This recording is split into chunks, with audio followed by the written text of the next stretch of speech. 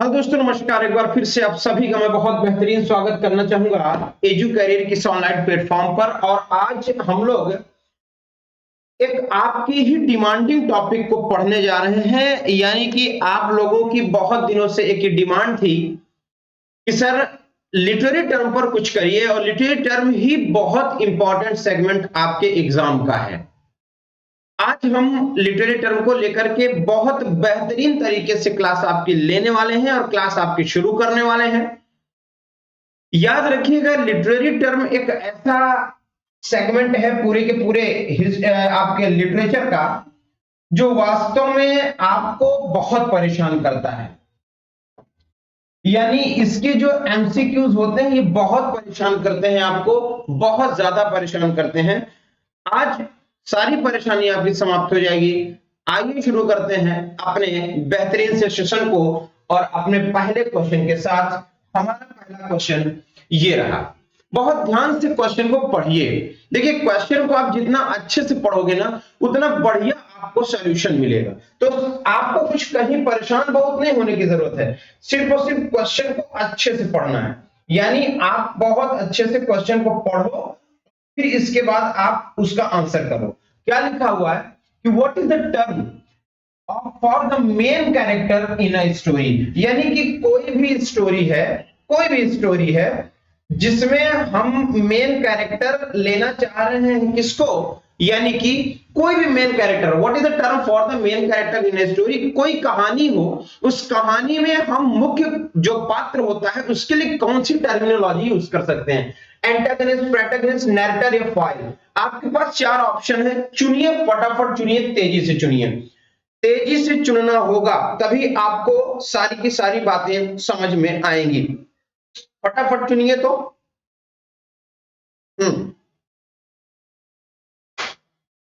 बहुत अच्छे, बहुत ही बढ़िया।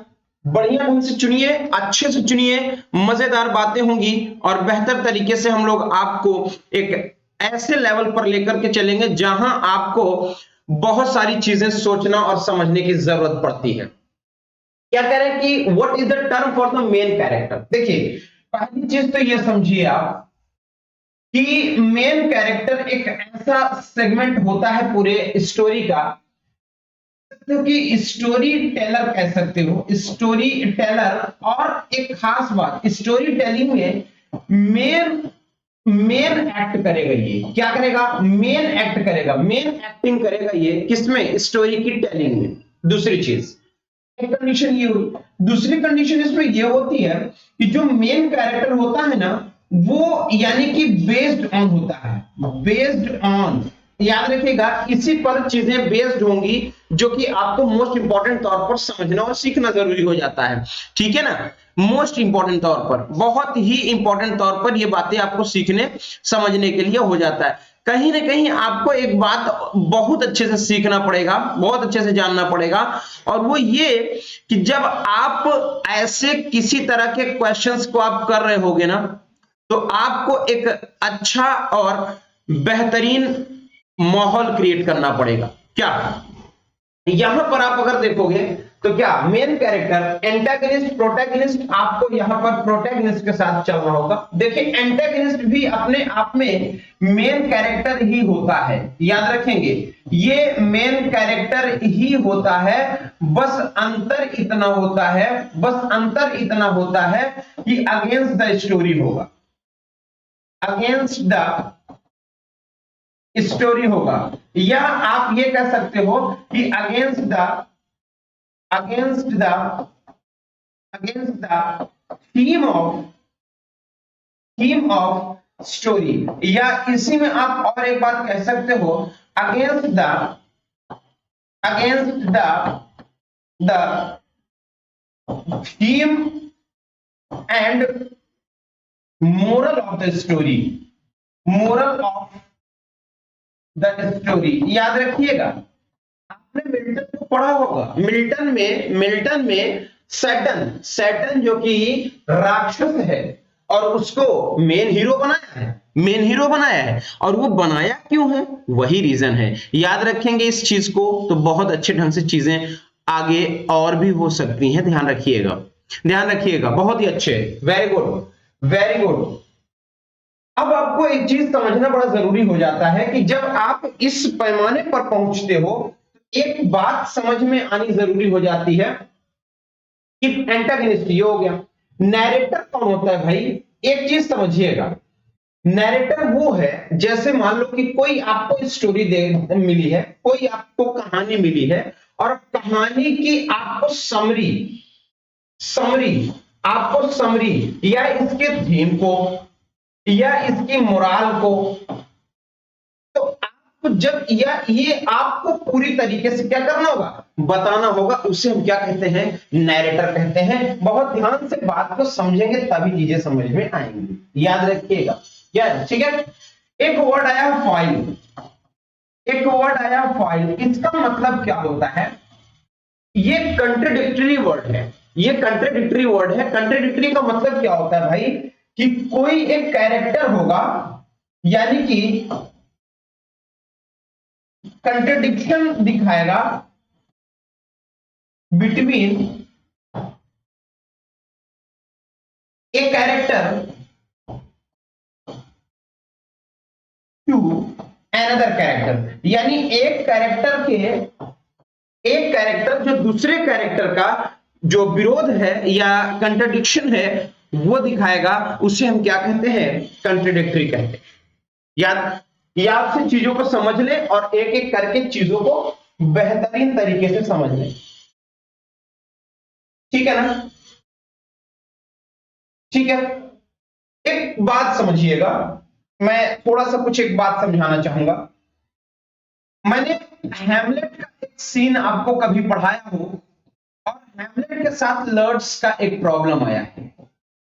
हैमलेट के साथ लर्ड्स का एक सीन क्रिएट हुआ है, ये अच्छे से समझ लो।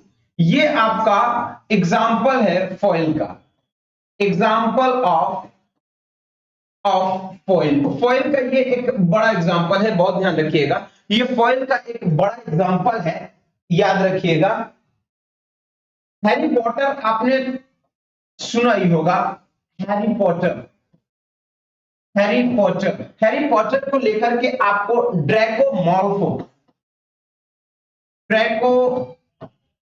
मैल्फो, तो ये आपको ये कैरेक्टर, यानी कि ये कंट्राडिक्टरी कैरेक्टर है। ये ऐसे कैरेक्टर्स हैं जो कंट्राडिक्टरी हैं, तो कहीं ना कहीं एक कैरेक्टर जब दूसरे कैरेक्टर से ईर्ष्या द्वेष करता है, ऐसे सीन में, ऐसे सिचुएशन में, ऐसी कंडीशन में हम लोग क्या करते हैं, फॉइल का यूज कर सकते हैं, फॉइल का इस्तेमाल करते हैं। ठीक हुई बातचीत? बहुत अच्छे। यानी ये आपको बेहतरीन तरीके से समझना और जानना जरूरी हो जाता है। यही होता है क्या, फॉइल, याद रखिएंगे। ठीक है, पहला क्वेश्चन आपके सामने बेहतर तरीके से हम लोग समझ लिए। आइए दूसरे क्वेश्चन में चलते हैं, और दूसरा क्वेश्चन आपके सामने ये रहा।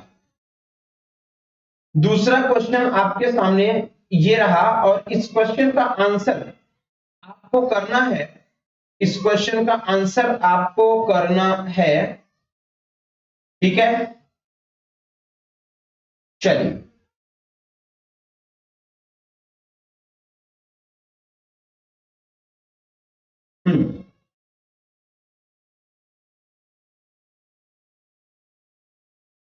ठीक है। क्या कह रहा है कि what is the use of hints और clues to suggest events yet to occur, यानी आने वाले समय में कैसे इवेंट्स या कैसी सिचुएशन क्रिएट होने वाली है उसका एक हिंट देना या क्लू देना। ऐसी स्थिति, ऐसा अगर किसी भी लिटरेचर के वर्क में होता है तो कौन सी जॉनरा काम करेगी? यस, बहुत अच्छे। देखिए, ये एग्जैगरेशन है, आपको पता होगा, ये एग्जैगरेशन है। यहां तो आपको कुछ करना ही नहीं है, एग्जैगरेशन, इसी को तो आप हाइपरबोल कहते हो, हाइपरबोल। अब एग्जैगरेशन, मेटाफर आपको यहां समझना ही नहीं है, मेटाफर किसी तरीके से आयरनी हो ही नहीं सकती, तो फॉरशैडोइंग आपका सही आंसर होगा, फॉरशैडोइंग आपका करेक्ट आंसर होगा, ये ध्यान रखिएगा, फॉरशैडोइंग। ठीक है, आइए थोड़ी सी बात को समझते हैं, आखिर ये फॉरशैडोइंग को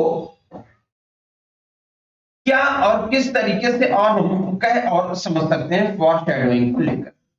देखिए एक चीज समझिएगा कि ये एक कोई इवेंट हो या कुछ भी हो, ठीक है ना, ये क्या क्या क्रिएट करता है। पहली चीज तो एंटीसिपेटिंग क्रिएट करेगा। पहली चीज क्या करेगा, एंटीसिपेटिंग एंटीसिपेटिंग क्रिएट करता है। पहली चीज तो एंटीसिपेटिंग क्रिएट करता है। दूसरी बात अगर मैं आपसे कहूं तो जैसे बिल्ड टेंशन, जी हाँ, ये टेंशन भी बिल्ड करता है। बिल्ड टेंशन, टेंशन बिल्ड करने का भी काम ये करता है स्टोरी में, फॉरशैडोइंग। और साथ ही साथ करता क्या है कि prepare readers for significant development. Prepare readers for ये अगली कुछ बातों के लिए, यानी फॉर कह सकते हो कि डेवलपमेंट, यानी किसी भी कैरेक्टर का आगे आने वाले टाइम पर, आगे आने वाले सीन पर क्या डेवलपमेंट हो सकता है, क्या उसका बिल्डिंग टेंशन हो सकता है, क्या वो एंटीसिपेट कर सकता है, ये बात पहले ही बता देता है। ऐसे सीन को हम लोग फॉरशैडोइंग कहते हैं, फॉरशैडोइंग कहते हैं। Option B. अगला क्वेश्चन है, अगला क्वेश्चन है भाई, और क्या कह रहा है कि which term refers to the time and place of a story. कोई भी कहानी हो, कोई भी स्टोरी हो, उस स्टोरी के टाइम और प्लेस को रिफर करना या रेफरेंस देना कैसा टर्म कहलाएगा, प्लॉट, थीम, सेटिंग या फिर कॉन्फ्लिक्ट।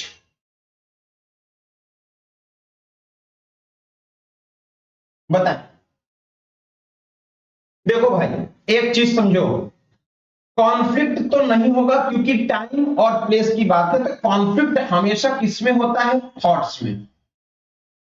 कॉन्फ्लिक्ट हमेशा किसमें होगा, थॉट्स में। किसमें होगा, कैरेक्टर्स में। कैरेक्टर्स में किसमें होगा, कैरेक्टर के रोल में हो सकता है,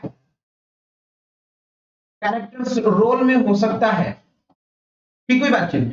अब कॉन्फ्लिक्ट और भी किसमें होगा, आपके रचनाओं के साथ लिखे इमोशंस में, आपकी फीलिंग्स के साथ कॉन्फ्लिक्ट हो सकता है वर्क में।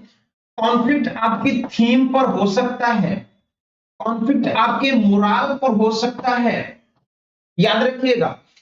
और सेटिंग की अगर मैं बात करूं तो बिल्कुल ऑप्शन सी सही हो जाएगा। देखिए सेटिंग आपको और प्लेस को ही लेकर चलना होगा।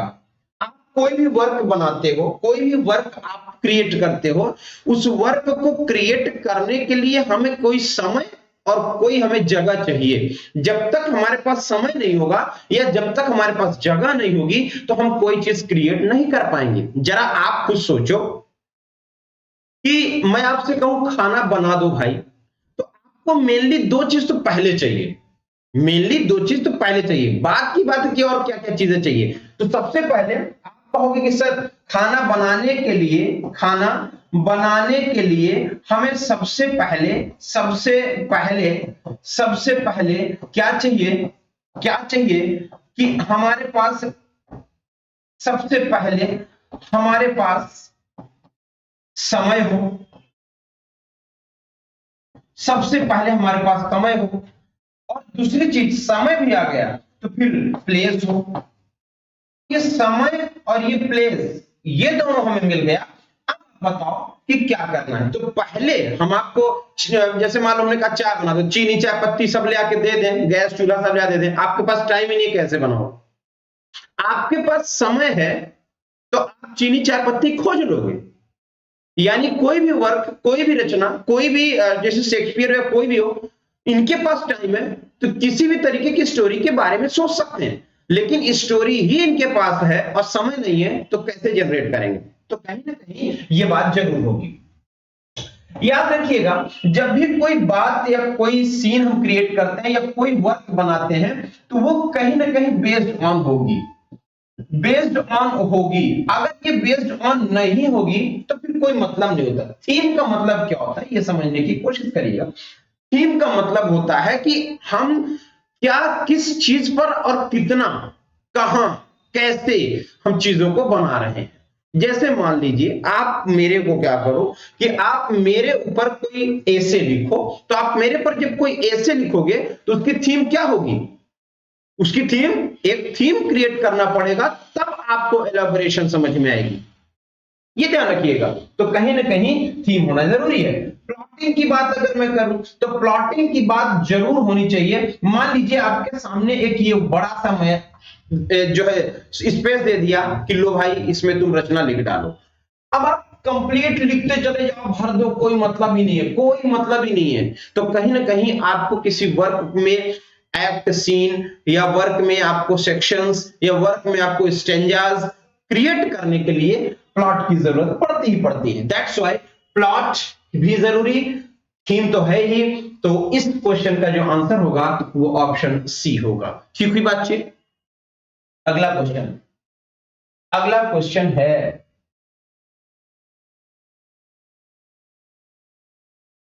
What is comparison using like as. दुनिया जानती है सिमिली, दुनिया को पता है। एलिटरेशन कहीं ना कहीं रिपीटिशन आएगी, रिपीटिशन आएगी है। और पर्सोनिफिकेशन, सीधा अगर मैं इसको एक बात में कहूं तो वर्क्स एज ह्यूमन, या इसी को हम ये कह सकते हैं कि shows like human being,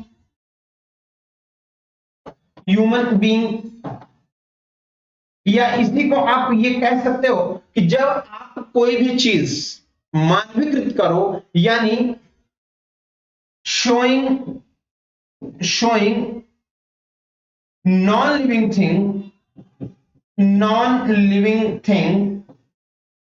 thing such as living thing। तो कहीं ना कहीं ये आपको देखने को मिलता है कि जब हम कोई चीज हो living thing non living thing के सेगमेंट में आते हैं तो हमारे पास पर्सोनिफिकेशन होता है। सिमिली की बात में अगर करता हूं तो कंपेयर करता है, ये कंपेयर करता है, और आपका ये मेटाफर भी वही सीन है। ठीक हुई बातचीत। तो ऑप्शन ए ठीक है। What is an exaggerated statement not meant to be taken literally। याद रखना, पहले क्वेश्चन सही से पढ़ना, उसके बाद आंसर करना। ठीक है, क्वेश्चन को सही से पढ़ना, तब आप आंसर करना। ऐसे नहीं कि जल्दबाजी में आंसर कर दो और फिर आपका गलत हो जाए। ये कतई मत करना, किसी कीमत पर मत करना, क्योंकि ये अगर आप किए तो फिर आपके साथ गड़बड़ हो सकती है। बिल्कुल हाँ, गड़बड़ जरूर हो सकती है जी। बढ़िया से समझने की कोशिश करिए और आंसर करने की कोशिश करिए। कह रहे हैं कि व्हाट एग्जैगरेटेड, यानी अब हमें कुछ नहीं करना, बस एग्जैगरेटेड स्टेटमेंट को समझना है, not mean to be taken literally. बिल्कुल सही बात है। कोई भी बात अतिशयोक्ति की हो, हाइपर बोल हो, जो बहुत ही बढ़ा चढ़ाकर बोली गई हो, तो वो लिटरली कैसे हो सकती है भाई। हाँ, मैं अगर कहूं 1857 क्रांति में इतने खून हुआ कि नदी बहने लगी, ये लिटरली है क्या? क्या खून की नदी बहती है? विज्ञान कहता है कि खून कट जैसे ही कटेगा नीचे गिरेगा, जम जाएगा। तो फिर ये पॉसिबल ही कैसे है? असंभव। इसलिए आपको ऑप्शन ए के साथ जाना ज्यादा अप्रोप्रिएट होगा, हाइपरबल। हाइपरबल के साथ जाना बेहतर होगा। याद रखिएगा, याद रखिएगा, सारी चीजें आपको बहुत अच्छे ढंग से समझकर सीख कर चलना होगा, तभी आपको लगेगा कि हाँ वास्तव में आपने कुछ सीखा है और समझा है। ठीक हुई बातचीत। What is character that contrast with another character, usually the protagonist? Usually the protagonist। बहुत बढ़िया। जो कंट्रास्ट है वो किसी अदर कैरेक्टर से एक कैरेक्टर का कंट्रास्ट है, यूजुअली द प्रोटैगनिस्ट। भैया एक बात बताओ, क्या आंसर होना चाहिए इसमें? हाँ जी, जी बताएं, फटाफट बताइए।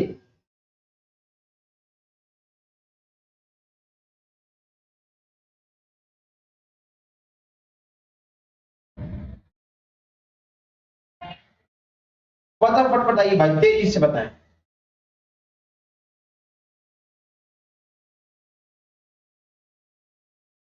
ठीक है, देखो ये एक अनचेंज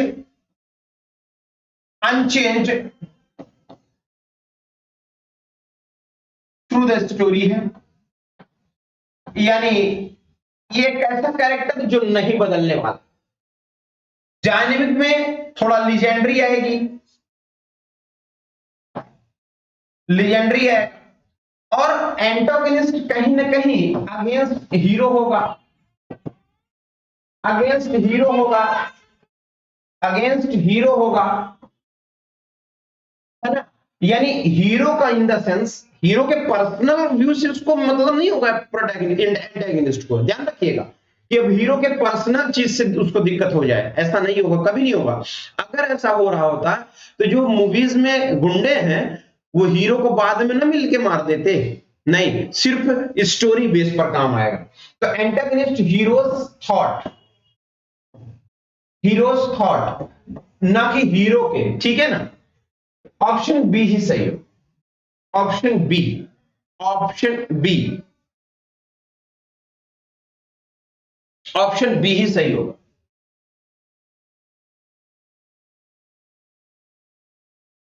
ठीक है ना। हम्म। और ये एक अनचेंज नेचर होता है, अनचेंजिंग नेचर का सेगमेंट आएगा, और एक कहीं ना कहीं कह सकते हो कि रोल जो इसका होगा वो सपोर्टिव होगा, ठीक, हाँ, सपोर्टिव रोल होगा।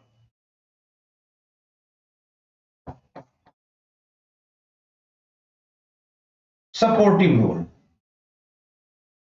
सपोर्टिव रोल, ये चीज हमें समझना होगा। What is the term of recurring subject, theme or idea in a literary work? बताएं प्लीज, बहुत अच्छा क्वेश्चन है ये बहुत बार पूछा जा चुका है क्वेश्चन, और बहुत बार फंसे हैं बच्चे।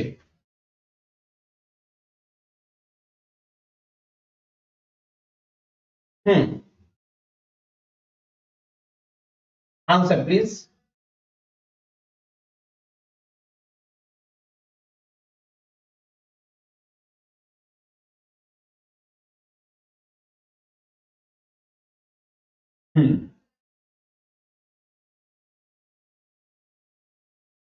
देखो ये एक रिकरिंग ऑब्जेक्ट है, मोटिव ऑप्शन तो सही होगा इसमें, नो डाउट। लेकिन एक चीज समझो, एक चीज समझो, पहली चीज तो ये आपका रिपीटिंग सेंस लेकर आएगा, ठीक, समझिएगा, रिपीटिशन आएगा लेकर। क्या चीज रिपीट करेगा? ये थॉट्स को रिपीट करेगा, याद रखिएगा। दूसरी बात आएगी इसमें सिंबोलिज्म, सिंबोलिज्म आएगा। अब सिंबोलिज्म कैसा आएगा? Beyond the literary scene, beyond the literary scene, beyond the literary scene, literary scene के बियॉन्ड, ठीक है ना। तीसरी एक बात आएगी connection to the theme, connection to the theme, और एक चौथी बात आती है सटलिटी की। तो कहीं ना कहीं आप देख सकते हैं जैसे लाइट और डार्कनेस, लाइट वर्सेस डार्कनेस, ये मोटिव दिखाता है, ये मोटिव दिखाता है, ठीक। अगला question, what type of irony occurs when the audience knows something the character do not? यानी ऐसी टाइप की ये आयरनी है कि कैरेक्टर को जान रहे हैं कि ये करेगा मगर नहीं किया। ये किस टाइप की आयरनी है? किस टाइप की आयरनी है? बताएं, फटाफट बता दो, फटाफट आंसर इसका दे दें, किस टाइप की आयरनी है? हमने सभी आरएनए आपको बताई है।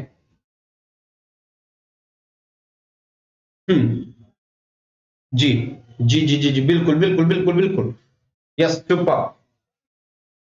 देखो सबसे बड़ी बात एक बता दूं आपको, बड़ी इंपॉर्टेंट बात मैं आपको बताता हूं। देखिए एक तो आपको वर्बल आयरनी मिलेगी, सिचुएशनल मिलेगी, ड्रामेटिक मिलेगी और कॉस्मिक मिलेगी। हमने आप सभी को बताया। आप ड्रामेटिक आयरनी के साथ चलोगे तो ज्यादा अच्छा। ड्रामेटिक आयरनी के साथ अगर आप चलोगे तो ज्यादा अच्छा होगा, क्योंकि ड्रामेटिक आयरनी ही इसका आंसर बनेगा। Dramatic irony, dramatic irony. अगला क्वेश्चन है, अगला क्वेश्चन है, what is the story of symbolic meaning beneath the surface? बहुत बढ़िया क्वेश्चन है भाई, मोस्ट इंपॉर्टेंट क्वेश्चन है, most important, most important, most important है, बहुत ज्यादा जरूरी क्वेश्चन है भाई, बहुत ज्यादा जरूरी। ठीक है ना? Parody, allegory, fable, epic. बहुत बढ़िया। एपिक एक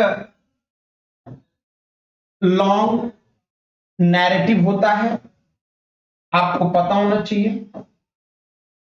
फेबल शॉर्ट स्टोरीज होती हैं, छोटी छोटी कहानियां आप कह सकते हो। और एलेगरी आप सबको पता होना चाहिए, एलागोरस शब्द से आया है ना। और पैरोडी, तो आपका सही आंसर बी ऑप्शन सही हो जाएगा, एलेगरी। ठीक। What is the term for the writer's attitude toward the subject or audience? Subject or audience, बताओ फटाफट आंसर इसका दे दो भाई। Mood, tone, style, wise. Mood, tone, style, wise. कोई भी सब्जेक्ट मैटर अगर राइटर लिख रहा है तो कहीं ना कहीं आपको उसका एक चीज समझ में आएगा कि टोन। बात समझिएगा, ऑडियंस जब भी कोई चीज देख रही होती है तो दो बातें बड़ी इंपॉर्टेंट तौर पर किसी भी राइटर या किसी भी प्रोड्यूसर की बात को समझना होता है। एक तो आपका मूड और दूसरा आपका टोन। एक चीज समझो, जब आप कोई भी चीज को टोन का मामला करते हो ना, जो टोनल इश्यू होता है, ये टोनल इश्यू एक ऐसा इश्यू होता है कि आपको टोन से ही समझ जाते हो कि किसी भी व्यक्ति का मूड कैसा है, मूड कैसा है। यानी आप जब कोई रचना, कोई वर्क पढ़ाई कर रहे होते, लिख रहे होते या लिखा हुआ पढ़ रहे होते हो, तो जब आप लाइनों को पढ़ते हो और लाइनों की टोन को जब समझ जाते हो तो आप अपने आप समझ लेते हो कि राइटर का मूड क्या रहा होगा, कि किस मूड में उसने लिखा है। स्टाइल वाइज का तो कोई मतलब ही नहीं है, सिर्फ और सिर्फ यहाँ पर टोन, टोनल इश्यू का फंडामेंटल है, टोनल ही हमें समझना जरूरी होगा। What is the use of descriptive language that appeal to the senses? Appeal to the senses,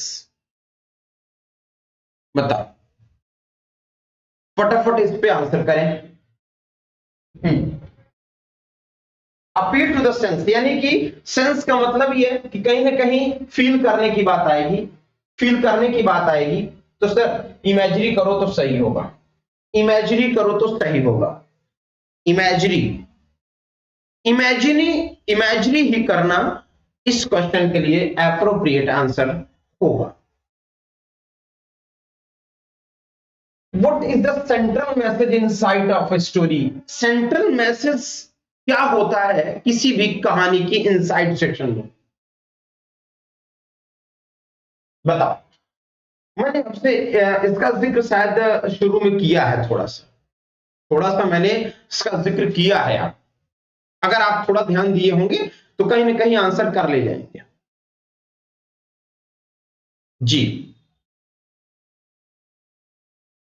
देखिए, अगर हमें कोई सेंट्रल मैसेज लेना है, कोई मैसेज लेना है किसी भी वर्क से, तो प्लॉट से कोई लेना देना नहीं होगा, कॉन्फ्लिक्ट से कोई लेना देना नहीं होगा और सेटिंग्स को लेना देना नहीं होगा। सर थीम ऑप्शन ही सही होगा। देखिए समझिएगा, जब आप किसी भी वर्क को पढ़ते हो ना, तो वर्क को पढ़ते समय आपके माइंड में जो चीज आती है पूरे वर्क को पढ़ने के बाद, वही उसका थीम हुआ।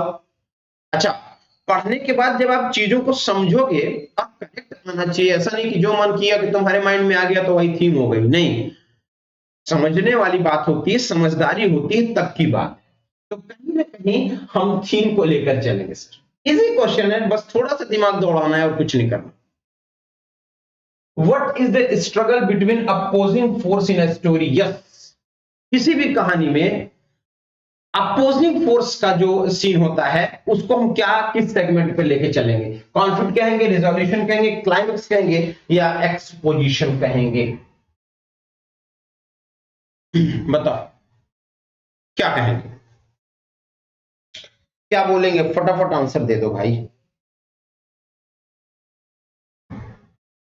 What is the struggle between opposing forces in a story? किसी भी कहानी में कोई अपोजिट सेगमेंट आया हो, अपोजिट बात आई हो, तो वो जो फोर्स लगता है, वो जो स्ट्रगल होता है राइटर के द्वारा, वो क्या है? Exposition, climax, resolution, conflict. बिल्कुल सही बात है, कॉन्फ्लिक्ट लेकर चलेंगे। देखिए क्यों, समझिएगा। अगर मान लीजिए कि राइटर ने कोई पॉजिटिव बात लिखी है, पॉजिटिव बात लिखी है, अब यहां पर अगर सीन कोई ऐसा नेगेटिव आ जाए, नेगेटिव आ जाए, तो ये जो पॉजिटिव और नेगेटिव के बीच में जो एक कॉन्फ्लिक्शन क्रिएट होगा, यही तो फेस करने में, और यही जो फोर्स आपका अपोजिंग फोर्स लगेगा, यही टफेस्ट होगा। इसलिए कॉन्फ्लिक्ट लेकर चलेंगे। What is the term for a long narrative poem about heroic deeds? यानी हीरोइज्म हो और लंबा हो, ऐसे पोयम को हम क्या टर्मिनोलॉजी में टर्म देंगे? आप सबको पता होगा, एपिक में, सॉरी, बियोवुल्फ में बियोवुल्फ हीरो है और उसी के हीरोइज्म की बात करी गई, तो कहीं ना कहीं हम एपिक का ही सीन क्रिएट करेंगे। What is the term for giving human qualities to non-human thing? Yes, अच्छा क्वेश्चन है। यानी ह्यूमन क्वालिटी हो नॉन ह्यूमन में, यानी लिविंग वाला सेगमेंट नॉन लिविंग में हो, कहीं ना कहीं पर्सोनिफिकेशन का ही सीन आएगा, कहीं ना कहीं पर्सोनिफिकेशन का ही सीन आएगा और ये करेक्ट हो जाएगा। तो इस तरीके से आपके सामने मैंने 15 क्वेश्चन का डिस्कशन किया और इस 15 क्वेश्चंस में आपको बहुत सुंदर सुंदर तरीके से अलग अलग पैमाने पर बहुत सारी चीजें सिखाई।